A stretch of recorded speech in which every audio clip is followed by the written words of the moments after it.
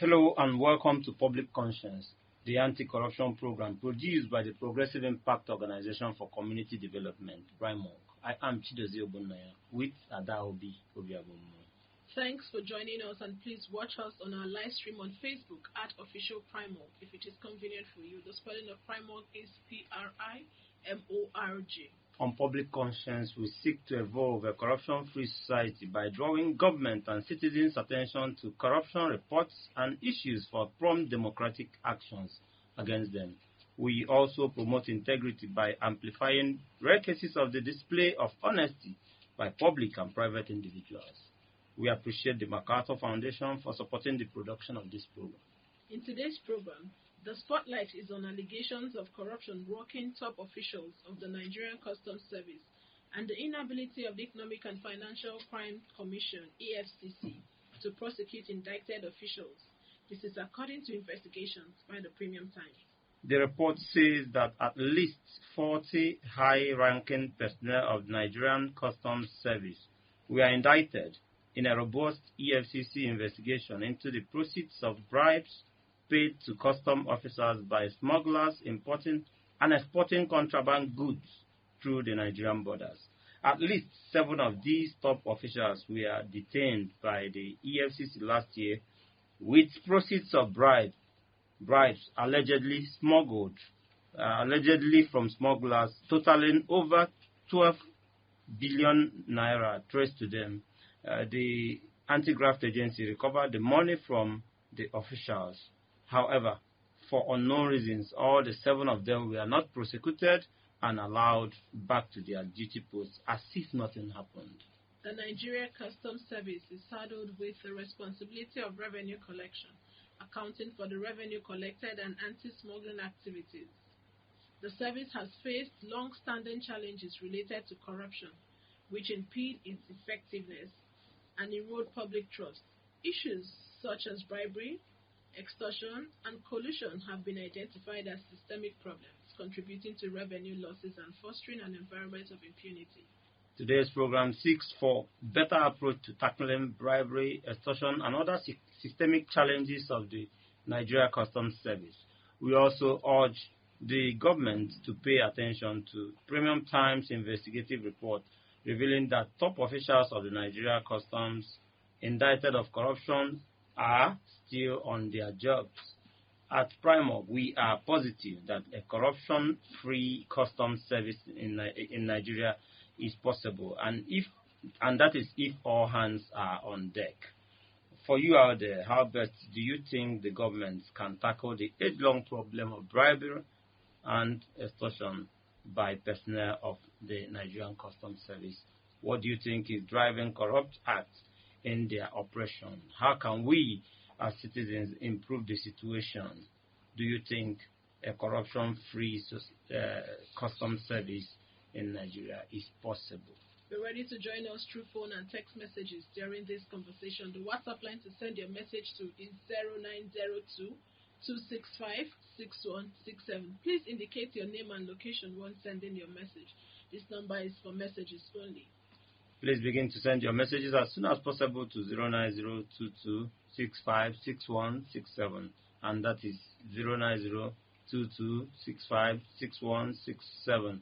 We will give out the phone numbers, the numbers to call shortly. And if you just joined us, the focus on today's discussion is on an investigative report by Premium Times revealing that top officials of the Nigeria Customs Service who were indicted in a robust EFCC investigation for taking bribes paid by smugglers importing and exporting contraband goods through the Nigerian borders were not prosecuted and are still on their duty posts. The federal government is said to be losing about 6.5 trillion naira yearly because of the corrupt practices in the Nigeria Customs Service. We invited the Nigerian Customs Service to be a part of this program, and we're hopeful that a representative will join us. We keep hope alive. But joining us in the studio is the coordinator and research team leader, Yadei Initiative, Comrade Iyanda Emmanuel. Thank you for joining us. Good morning. Thanks for having me. Good morning, Abuja. Good morning, Nigeria. We also have joining us investigative journalist with the Premium Times, Kosim Suleiman. He's joining us via the phone to throw more light on the investigations. Welcome to the program, Kozim. Thank you very much for having me. Good morning, listeners. All right, let's get straight to it. Help us, give us an overview of your findings and why Premium Times deemed this investigation necessary. Well, thank you very much. In Nigeria, we have lots of issues, and one of them, very recently, is the government always saying, everyone knows what inflation is doing to our earnings currently, and the removal of subsidy and how it has affected our economy. And one of the government arguments, biggest argument, is that we do not have money. We do not have money. The government is looking for ways to generate more money. But then we realize that, yes, the government is looking for ways to generate more money. But some of the money that the government is generating or supposed to be generating are inside funds by some presidents, or in some cases, even stop the government, like sabotage the government's efforts to get some of these revenue. Which is exactly what this customs story reveals. It reveals that these customs officers, over the years, for years, would, take money from smugglers, people who are supposed to perhaps pay customs duties, perhaps people who are not even supposed to maybe export something, or perhaps people who are not supposed to import something. These customs officers, senior officers, would collect money from them, bribes, and then allow them to go ahead with whatever illegal they want to do by either importing or exporting items. Everyone, Kosim, will believe that your reason for going into this investigation is germane, is important, and we commend you for that. Well, let's get more details of this report. You say they were taking bribes and extortion, and it spanned over the years. Just tell us in detail, speak to us about how some of these top custom officials were, committed the act and arrested and detained for multi-billion naira bribery scandal. Yes. In my story, 7 customs officials were identified. And this initial investigation, in fact, was not done by me. The initial investigation was done by EFCC. And when EFCC was doing this investigation, it involved about 40 customs officials, most of them high-ranking officials.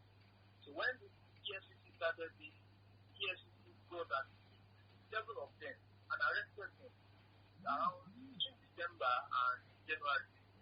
Arrested them and caught 12 million naira, which they believe or suspected to be proceeds of bribes from smugglers. And according to the EFCC, because the EFCC did a robust investigation and, detained 6 people for this. In fact, some of them, the last Christmas, some of them spent last Christmas at the EFCC detention because of one of them, who is the controller, the area controller for zone Port Harcourt of the customs, Coyote Coladi. The EFCC traced 9.5 billion naira to him alone. Now, are these recoveries public knowledge? Do we have documents about it in the public domain? That is the issue. There are no documents. The EFCC, as I speak to you, to the best of my knowledge, has not even prosecuted these officers. Instead, what the EFCC did was, when it arrested them, it asked them, this money, you guys are stealing this money, and it asked them to return. Some of them returned instantly, they returned some part of the money. Some returned like 50 million naira, others returned 10 million naira, and all of them promised that they would return the remaining. Which means they agree that this money is a liquid form. But the EFCC did not prosecute them, right, to charge them to court, right? They did not do that. The customs, the Nigerian Customs Service is supposed to sanction these officials because this is a conduct that is not a good worthy conduct for officials of the customs service. So what did the customs do? These people came out from the EFCC detention and they go back to their district and accuse the high-ranking officers and they accuse the guards at the customs. They were not prosecuted by the EFCC and not even a suspension by the Nigerian Customs Service. Are you sure they are back to their duty post? Him. They are. In fact, yes, they are.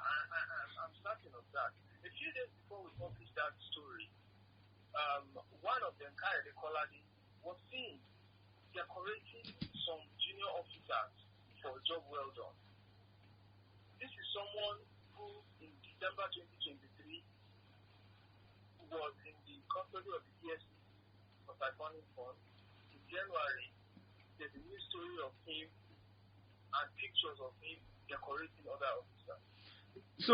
So Kosim, sorry to jump in there, because one will be wondering how you did actually ascertain that these monies were recovered, or that that these acts of corruption were committed. Somebody will be wondering that. How did you get around it? How did you ascertain that the indicted custom officials were not prosecuted? Yes. Thank you very much. We, as journalists, one of the ways we get information is through inside sources. Sources from within the EFCC, sources from within the Nigerian Customs Service provided us with information, concrete evidence that we are sure of. And while I was working on this, before it was published, I reached out to the Nigerian Customs Service, asking them that I have this information and I have good knowledge to believe in this information. I have documents. I asked Customs to tell me why it has not come into the I sent a detailed message, including the names of these persons, the amount recovered from them, and sent it to the spokesperson for the Nigerian Customs. My message delivered. It was on WhatsApp that I sent it. You know when your message has delivered. I called this man for days. He refused to respond to my messages and he refused to take my calls. I reached out to the EFCC. I tell them, I understand you guys are investigating this person and this is what you have done, this is what you have done. I need you to tell me why you have not investigated or asked them to court. What was their feedback? The EFCC told me. Okay. I didn't get that. No, go on. We are waiting for. Yeah. So the spokesperson for the EFCC told me that he would investigate, check the record, and get back to me. For days later, he did not get back to me. But even without them getting back to us, this information is something confirmed and that we are sure of. And when this story was published, it went viral. It was everywhere. Not the Customs Service and not the EFCC has come out to say that, oh, these are lies. So what you are saying, as at the moment. The EFCC spokesperson later confirmed this to another newspaper. He confirmed when they reached out to him, oh, Premium Times published this, and this is what they said. He said, yes, they are still conducting an investigation. So the spokesperson, even though he refused to confirm to me, he confirmed to another newspaper who reached out to him later. All right. So, at the moment, there's no official statement, but from the EFCC and nothing from Customs. All right. Most thank you so much. But before we let you go, in just a minute, you haven't seen the rate of corruption, the alarming corruption in that sector. What must the federal government do to drastically reduce corruption in the Nigeria Customs Service? We have lots of laws that have dictated what the government should do. And the EFCC started well with the investigation they did. I mean, without the investigation, I wouldn't be able to get the scoop that I brought to feed Nigeria. The EFCC started doing their job well, which is what they are mandated to do by law. Right. However, the problem is, and the questions the EFCC has been unable to answer, these arrests were made between December and January. 3 months later, why has this person not been prosecuted? Why have they been allowed to go back to their duty? Big questions begging for answers there. Kosim Suleiman, we must thank you so much for joining us. Kosim is an investigative journalist with the Premium Times. Thank you for joining us. All right. Thank you very much for having me. All right. And if you just joined us, it is Public Conscience, a production of the Progressive Impact Organization for Community Development, Primorg. And today we are looking at custom as Nigerian customs and corruption scandal, corruption allegation on some top officials of the service. You just heard Kosim Suleiman spoke to us moments ago about how he went about the investigation and what transpired. But in the studio, let me remind you that we still have the coordinator and research team leader, Yadai Initiative, Comrade Iyanda Emmanuel. Comrade, thank you for staying. Thank you for having me. All right, let's come to you. Comrade, I know you listened carefully to Kosim and you also looked through the report. How would you react to it? Well, I carefully listened to the investigative journalist that just said the side of his own story. It's worrisome. It's embarrassing and it's alarming. And it's a way of trying to institutionalize corruption or make corruption a tradition, treating corruption with levity. I'm so worried. The young man with his team and the other who are the actors who care to hold leaders to account, who care to ensure that governance become the thing of the general public. In a democratic setting, if you have weak institutions that are not accountable to people, to citizens, then you ridicule the whole system. So, in between custom and EFCC, is custom accountable to the citizens? Are they transparent? EFCC, are they accountable to the citizens? Are they transparent? Or they are accountable to the task, to the authority, to the political leaders? So where is the accountability? If there's no way forward, there's no genuine outcome. Yes, corruption happened. People were caught, arrested, investigated, and as we speak, allegedly, that they are back to their job. Allegedly, because I need to take it off from there as well. Because I'm a victim. I'm a victim. We are all victims. Yes. So I need to allegedly restore back. No normal country, no same country will clear a corrupt a charge officer, then restore back to office. Somebody indicted, somebody under investigation, seeing the person promoting or decorating junior officers. It's worrisome.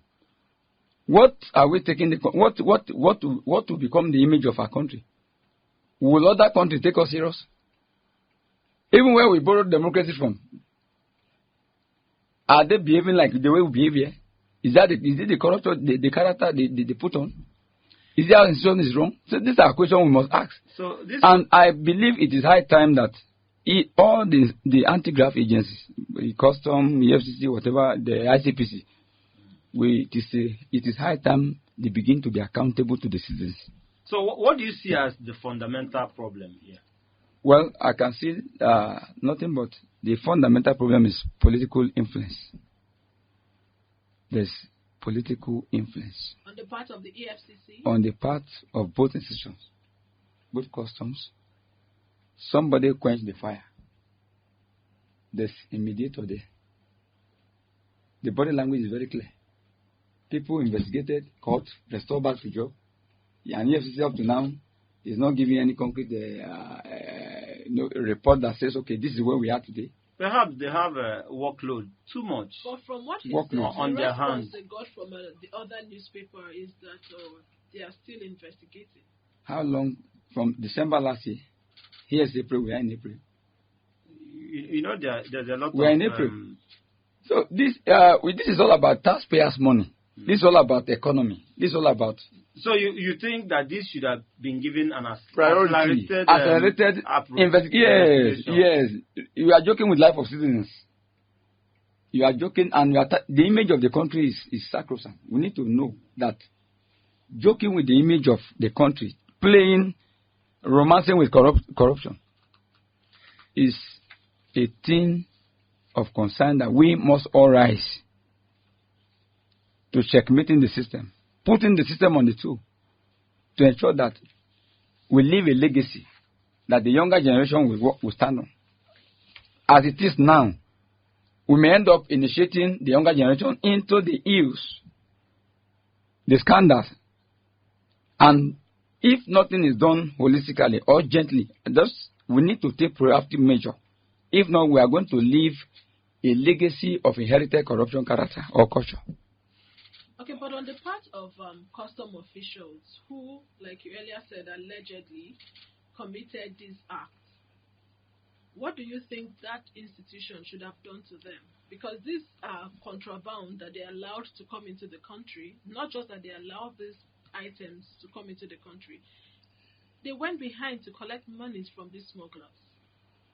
What should custom as an institution do? Well, is it only custom? When it happens anyway, the first step is to sanction and investigate. They are to be relieved of their job until the outcome of investigation is genuinely satisfied. Found guilty or not, the law take its course. So, this is the way to go. But not harboring, shielding them under the same cover of customs. I mean, you cannot be on a job and be no, you don't investigate. Oh, no. You are just playing. You are just playing. Let us. You are just joking with the system and joking. And let me say this quickly. Allowing a contraband good into the country, you put the life of citizens at risk. Anything can the hazard, the danger, the product to cost to the life of citizens. So you so love money, you value money than the life of citizens. Where's the credibility? Where's the standard? Where's the quality? So in the first place, how do they get into customs?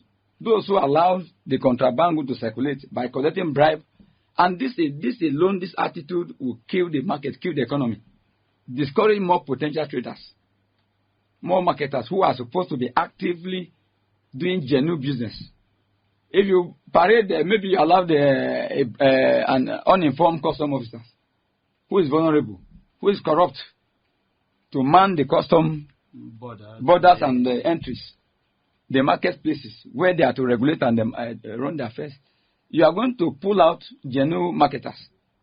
You are going to discourage more people that have flair to do business, to grow the economy, to contribute to the GDP. So at the end, you are going to have criminals managing the capital market. So do you think we, or perhaps the custom itself, needs to look at the recruitment process? No, that is number one. How do you recruit? 5 years, I think about 10 or 5 years ago, I had a young man, hey, custom is a lucrative job. Oh, they can pay any amount to get customs. And when somebody hears custom, oh, it's a revenue generating agency. Oh, post me to border. Once you recruit me, post me. I've heard these stories.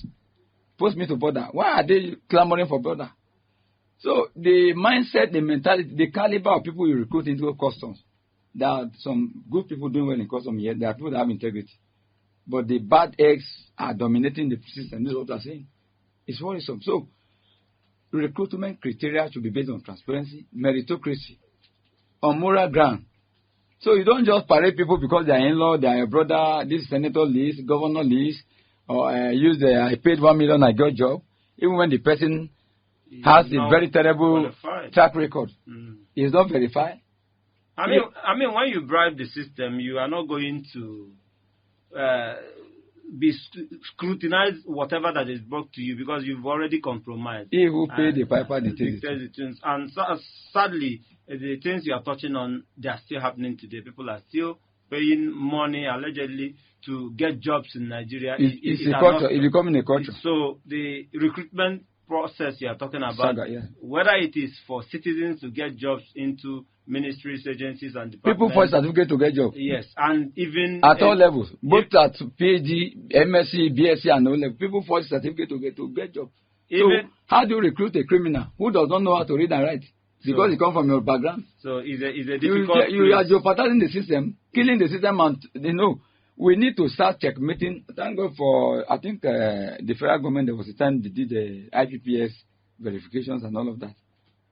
How come you heard about ghost workers about thousands of names Hmm. of people who the names exist, but the people are not on ground. All right. Their spirit working from home, contributing to the GDP. I don't know. But then, holistically, we need to do something about corruption. Otherwise, in few years to come, we should be ashamed of ourselves.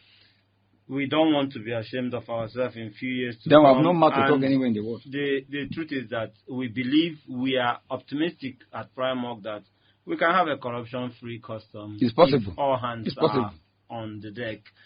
It's a good place to bring in our listener to join this conversation at Dalby. Please follow us on all our social media platforms at Official Primark. Primark again is spelled as Primorg. Remember that we are streaming live on Facebook at Official Primark. I remember that this program is interactive. The WhatsApp phone line to send your message is 090226567. 09022656167. And this number is for messages only. Please begin to send your messages now to 09022656167. And we want you to contribute, have your say in this program when we open up the phone line in a jiffy. How best can the government tackle the age-long problem of bribery and extortion in Nigerian Customs Service? What do you think is driving corrupt acts in Nigeria Customs? How can citizens help in addressing corruption in Nigeria Customs? Do you think a corruption-free customs service in Nigeria is possible? I think so. And we want to know what you think. Have you ever had interactions or dealings with Nigeria Customs Service? Would you be willing to share one? We need to hear from you. Yes. How were you able to navigate? Are you an importer? Are you an exporter? How did you deal with customs? We want to share your story. Are you adding to the problem or reducing it? Because in one way or the other, if you allow yourself, or if you bribe a custom officer, you are adding to the problem. Yes, of course. Yes. So it could also be that you were playing on the highways and you interfaced with them. We want to hear your story, please. So it's a good place. Well, let's get back to our conversation with Comrade Iyanda Emmanuel. Thank you. Coordinator and Research Team Leader, YADA Initiative. All right, let's stay with you and continue this conversation as we started earlier. So, my looking at this, it's been a long drag.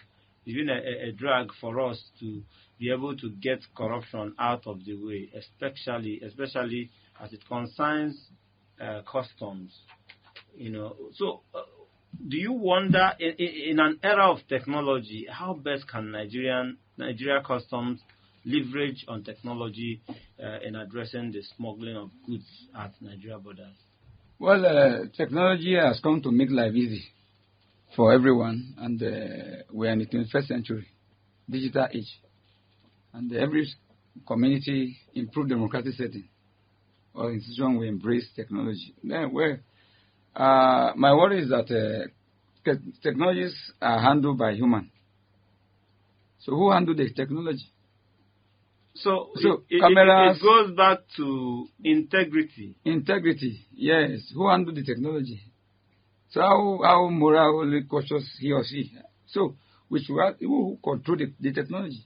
So the integrity, the awareness must be put into cognizance, because we have had issues of look at INEC, for instance, Beaver technical glitches. Technical glitches are natural. Okay, they are natural. And they are. But they are natural. But then let us get it. The same glitches that happen in the same hour. No, you were doing like election, the last election. The report was the presidential election had issues that was called technical glitches. But remember, at the same hour, the National Assembly election president take place the same minute, the same hours, on the same ballot. But there was a dichotomy. So what you're trying to say? And Nigerians, as they put into contention, the court have interpreted, and we have a lot of issues. In the power where we heard that a CCTV camera failed, there was no light to monitor what happened at a particular. So many reports that comes from different places. We heard about offices that got burnt No camera, no CCTV report. Okay, So back now, to customs.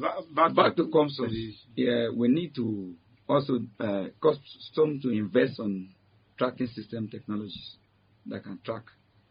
The border community, the border need to be, surrounded, mounted by sensitive cameras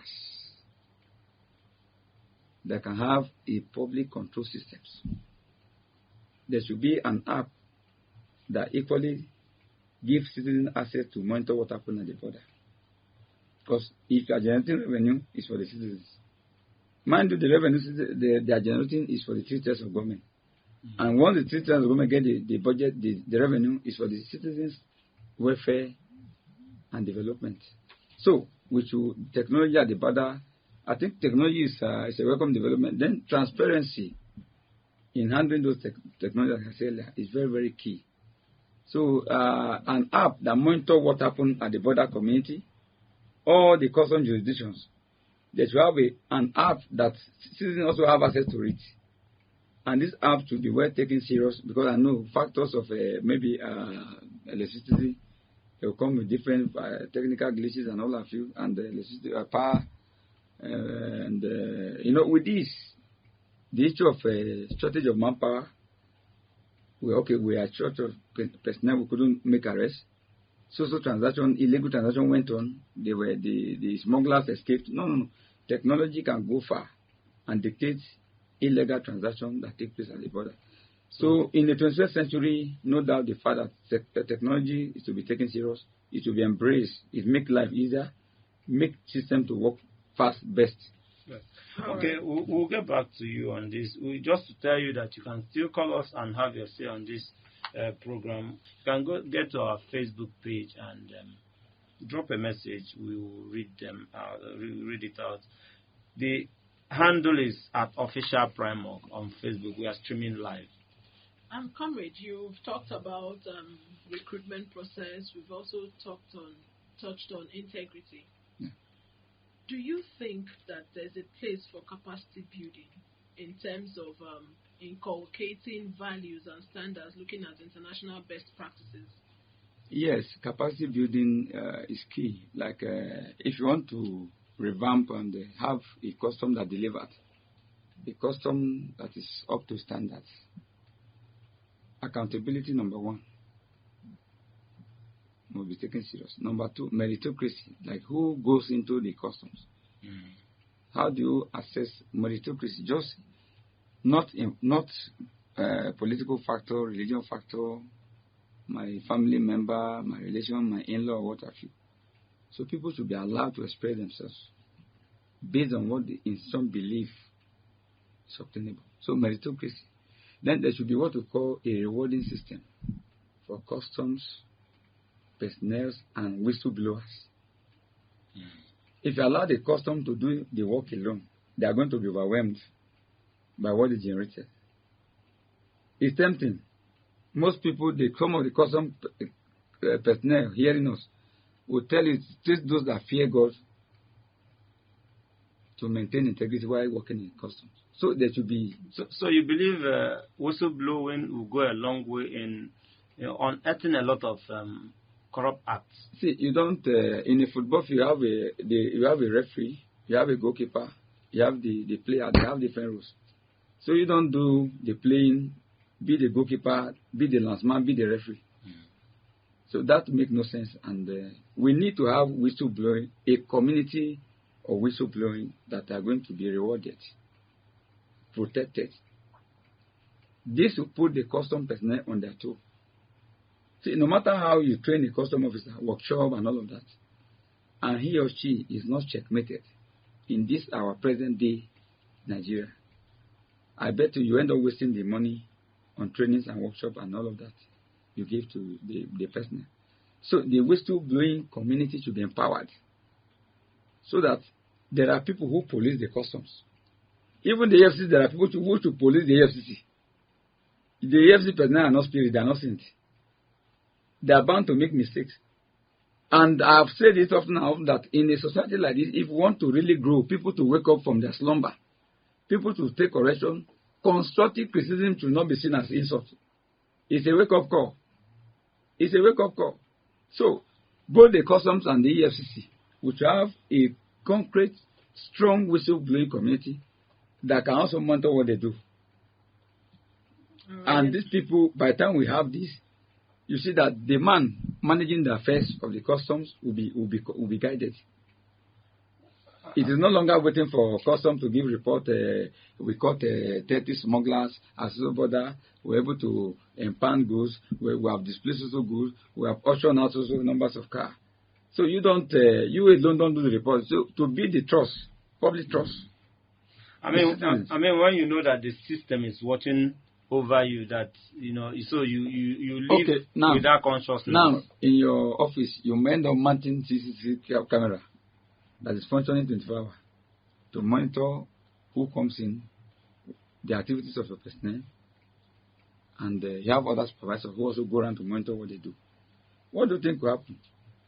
People who voluntarily retire on their own accord, they retire from that office. And doing this alone is not enough. Put a punitive measure, equality before the law, that punish offenders without looking at maybe political godfather or interest-based factors. So there should be punitive measure. If you, by the time you begin to reward corrupt custom officers who are not punished, who are allowed to go back to, then corruption, you are exonerating corruption, and you are rewarding those who loot the systems. And the young man who steal about 5 tubers of them is sent to KV prison to do 10 years, to spend 10 years. So what are you preaching? What are you projecting or propagating? So there should be equality before the law. Equality before yes. the law.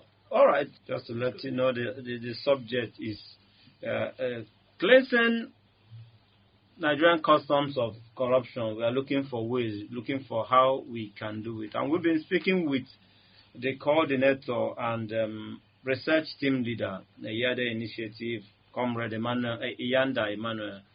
He's been telling us a whole lot how we can get around it, how we can navigate the system where we find ourselves. But speak to us, Mr. Yanda, about, at this point, allegedly EFCC is involved. They are fingered in this report.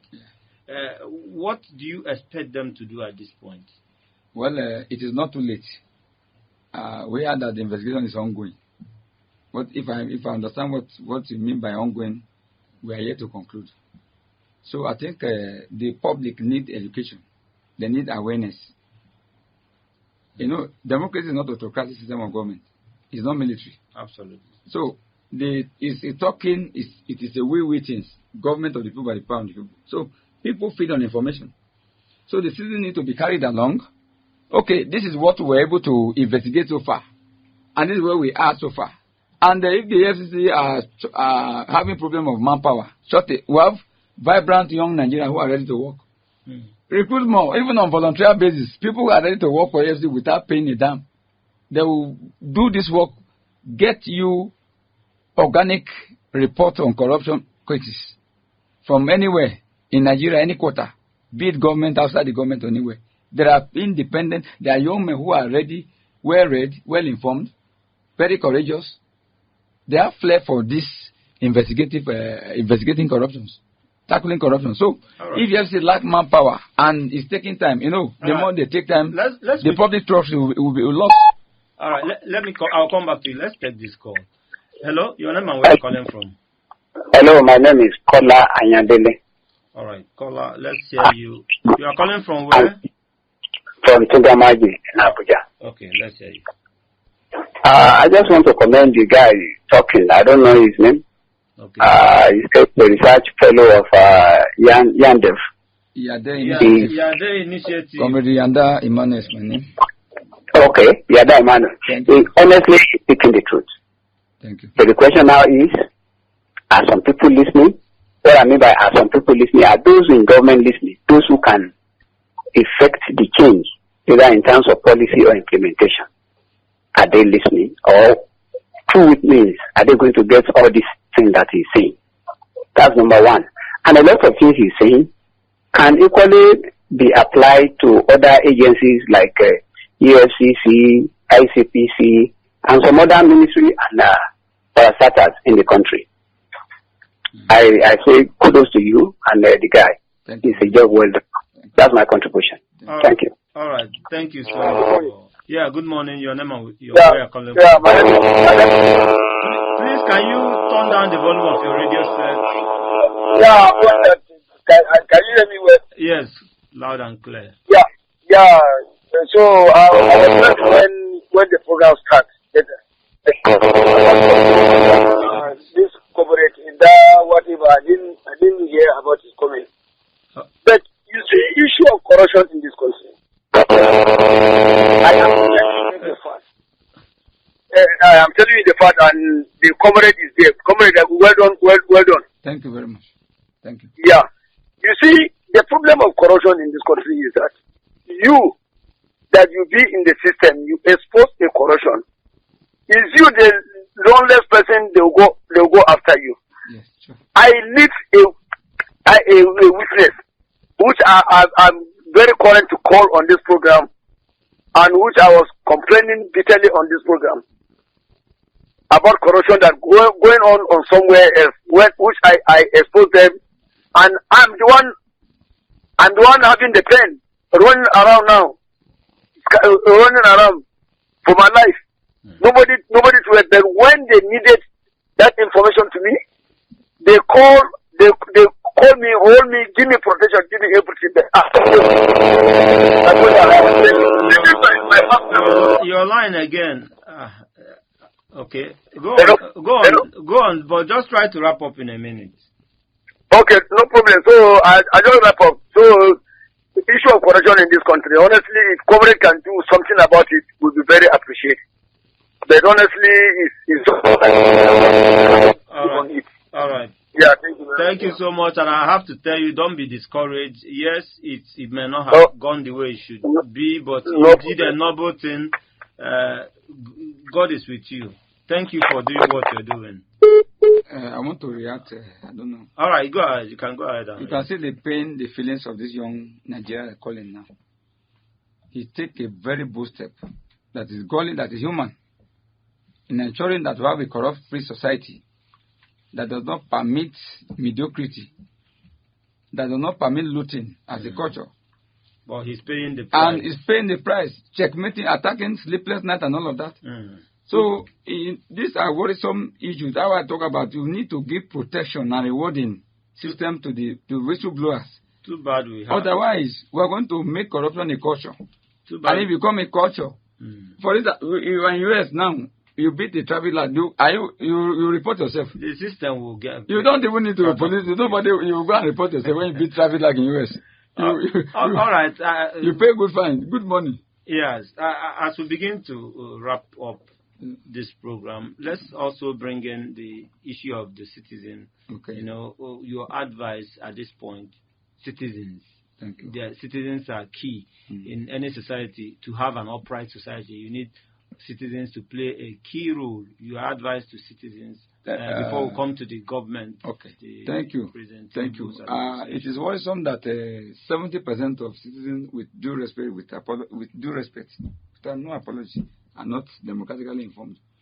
It takes an informed people to take action, to hold system to account. Many feel that the government, the system is just for a few private people who made it from the moon, or is thrown down from the moon to a few people. The Constitution empowers citizens. Section 14 says, paragraph A, sovereignty belongs to the people. The B says the welfare and security of the people shall be the primary purpose of government. Paragraph C says people should participate in their government. Section 39, Section 40 also give you the power to come together to share ideas that can benefit the citizen and use it. So now, Constitution have empowered us to participate. Constitution are giving the citizen, the citizens are the number one priority. No leader go to office without the citizen. So if citizens leave custom and institution to go the way it's going, leaders in the president are going to be weak. They are going to be adamant, and the looting, the robbery, the racketeering business at the borderline will continue. If citizens are not reacting and they feel that maybe it's normal to remain and be waiting for EFCC to arrest, you keep quiet after maybe a leader robbery for 8 years in office, loot you, say you are waiting for EFCC. is beyond EFCC.